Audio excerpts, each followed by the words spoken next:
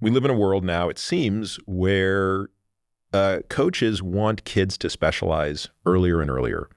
Now, my intuition is that just doesn't make sense. Tell me what you guys think of that. Do you have a soapbox available? The reality is, if you said, I have an 8-year-old who really likes baseball, the number one thing I would tell you is make him do something else besides baseball. The kids that are better athletes do better in the long run. And do you feel this way even if the kid is themselves wanting to play all the time? Would you sort of force the kid? Yeah, I forced my daughter. My daughter was hockey only. That's all I want to do. And I said, I don't care. So she was not thrilled about the idea that you weren't letting her play in a summer tournament. Yep. Angry at times with me. Fights.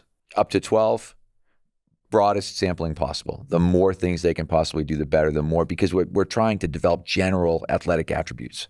Sampling is the key. And specialization, if we can think of the worst possible thing you can do for your kid, it is to let them specialize, even if it gets to the point where they think, Dad, I don't like you. You're mean. You're not a good person because you're not letting me do what I want to do. You've got to look at them and think, that's why I'm the parent. That's why I'm in charge. Sorry, soapbox down. I'll let somebody else talk. The healthier, fitter, and more active these kids are, the greater their metabolic health as adults is. But to your point, what we see is, I think in the U.S. we see a lot more injuries than in other places because of this always having a season. And from a standpoint of longevity, definitely, again, make our kids do the same thing.